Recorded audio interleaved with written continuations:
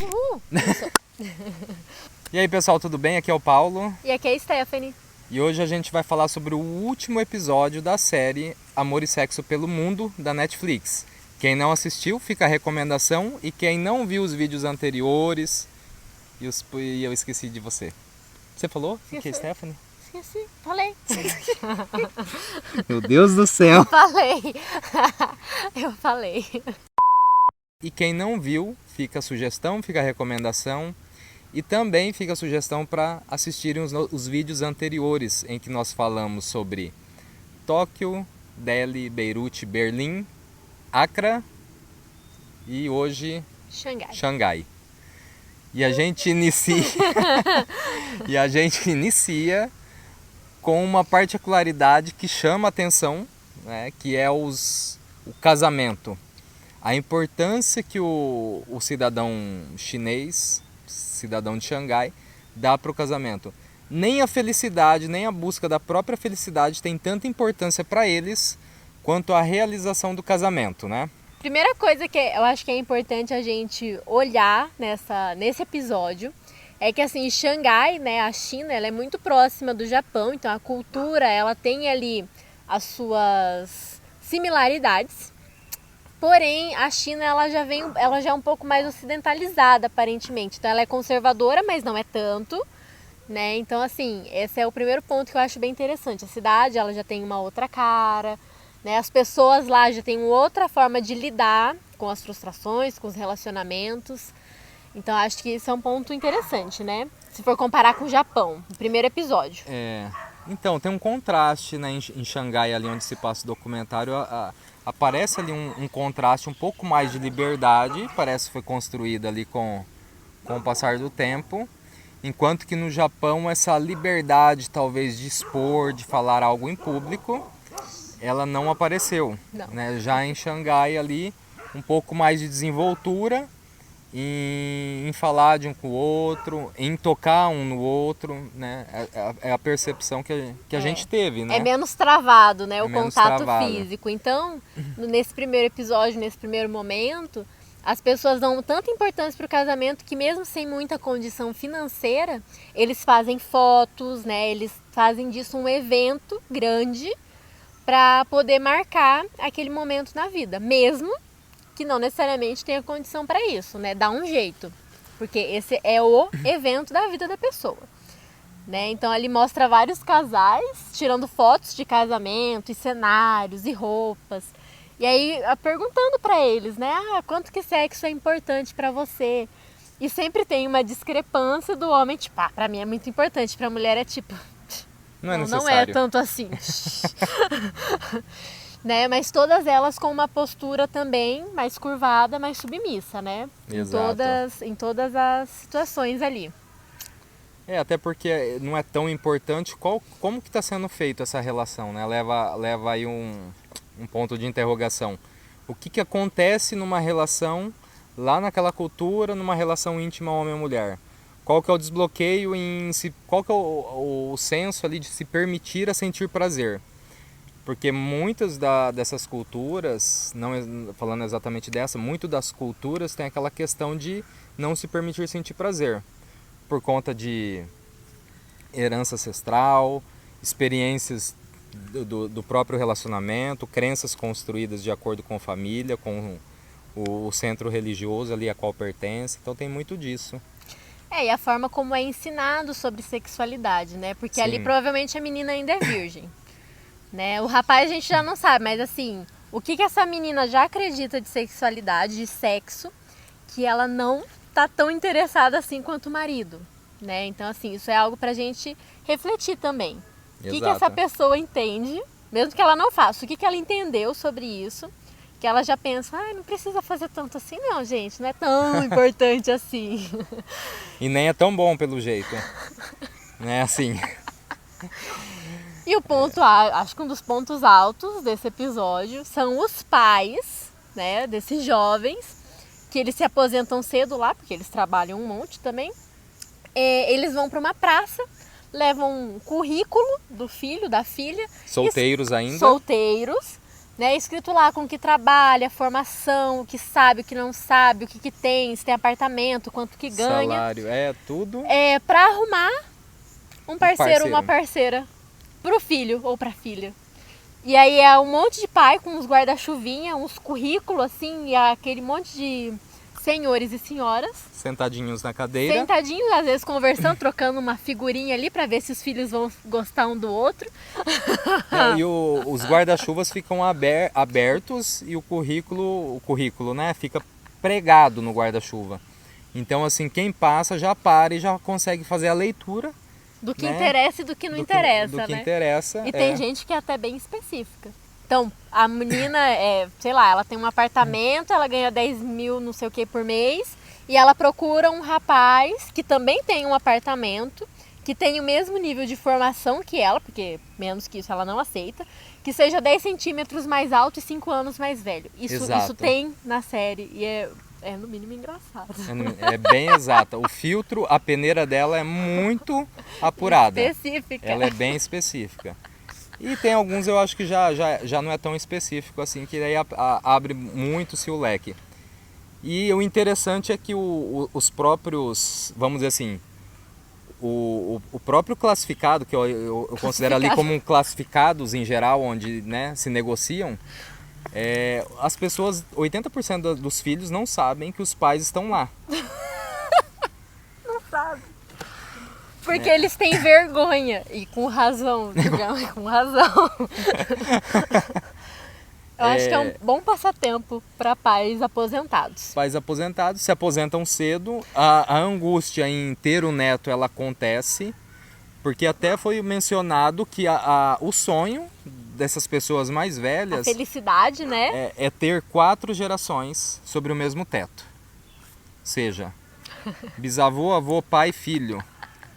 Então, assim, tendo toda essa galera, que deve ser muita gente, com certeza sobre o mesmo teto é o sonho. Então, assim, quanto mais esses pais serem avós, maior a probabilidade da casa ir enchendo, né? Então, assim, eu acho que tem famílias que realmente chegam a esse nível de ter 4 gerações. Com certeza. Eu acho que sim. Outros já vão quebrando esse padrão de comportamento, eu acredito que sim, né? Sempre há alguém que quebre, mas é muito interessante essa forma de interagir, de buscar um parceiro, uma parceira.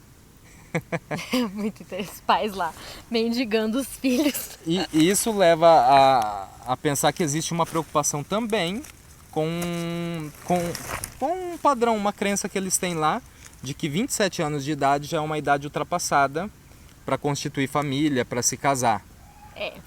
Na verdade, eles têm termos lá, né, para jovens que com 27 anos, se não se casaram ainda, não tem um parceiro, uma parceira, eles usaram os termos em japonês, mas para as mulheres é resto, então essas mulheres são resto, tipo tiazona, sabe?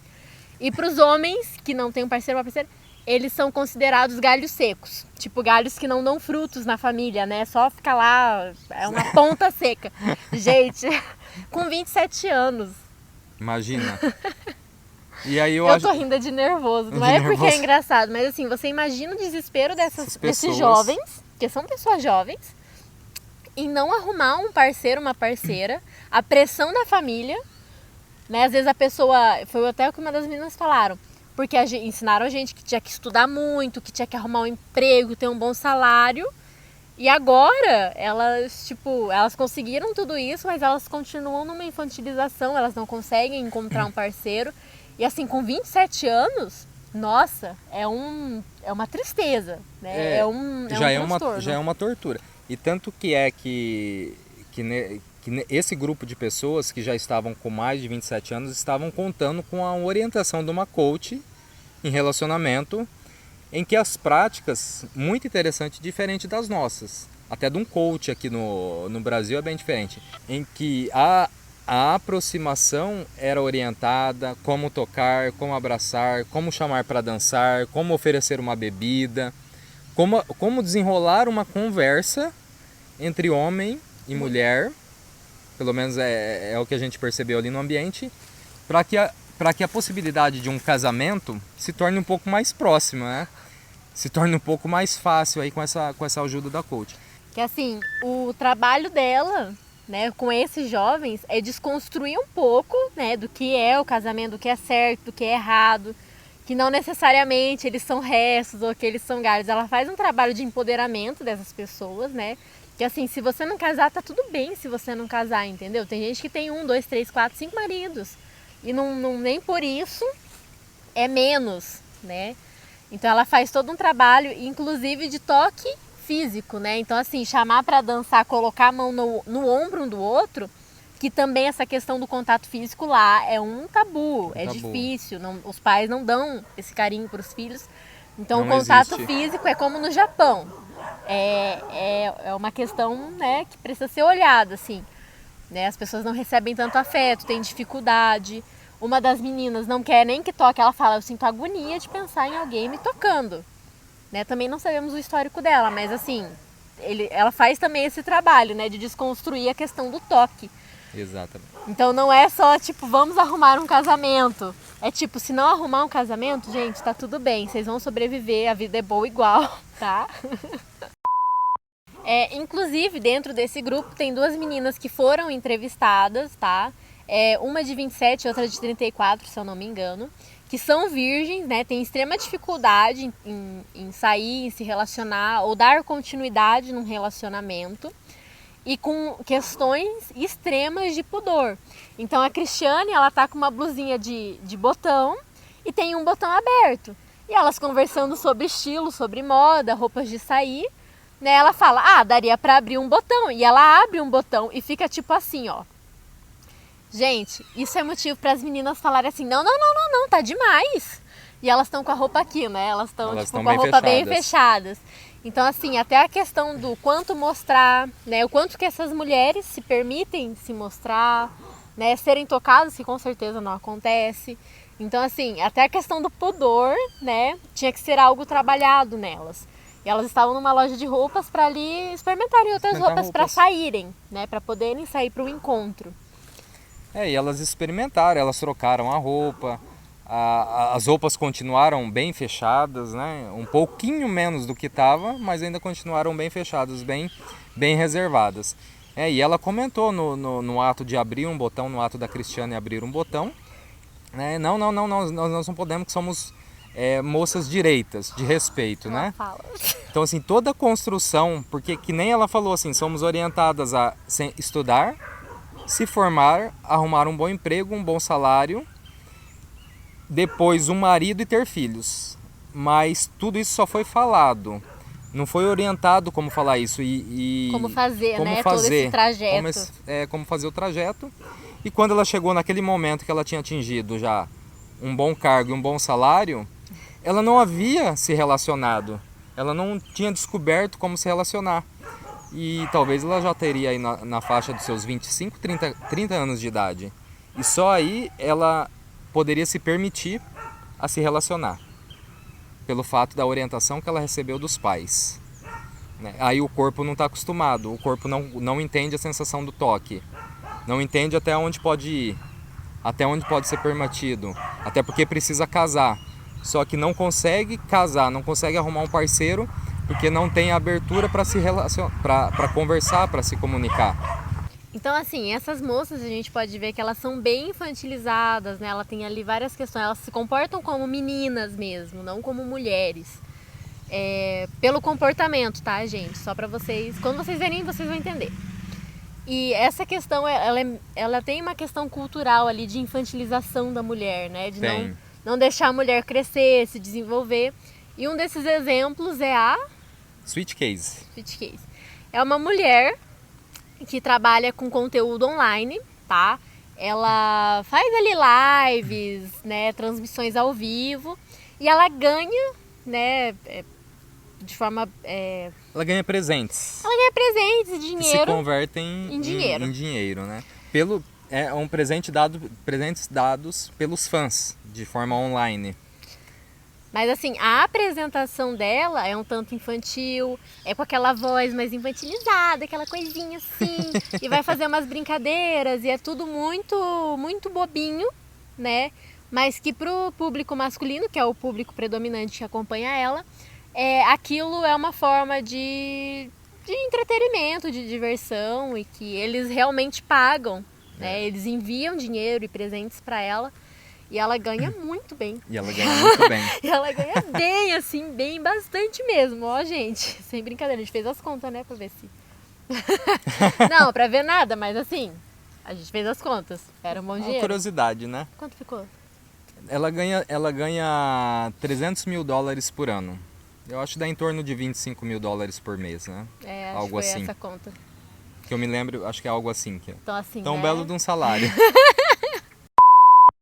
E chama atenção a forma como ela conduz ali o programa dela. O cenário, um tanto infantil também, Com pelúcias, pelúcia. todo rosinha. É um quarto realmente infantil, um comportamento infantil que quando não consegue cumprir uma tarefa simples de flexão de braço, por exemplo. Então ela chega a fazer birra, um tanto quanto infantil, de chorar e bater no chão e pular por não conseguir cumprir uma tarefa que foi elaborada ali no sorteio e tal. Então, assim, mistura-se a isso uma voz fina, infantilizada, só que sensual, com uma... Não, ok, gosto é gosto. Que assim... Público masculino gosta, ninguém vai julgar. É que assim, é que fica sensualizando, porque tipo assim, ai, obrigada, tá? Você entendeu? Fazendo coraçãozinho. Ela quer sensualizar. Ah, isso é sensualizando, ok. Ah, mas ela quer, não Ok, falei que tá. não, ok.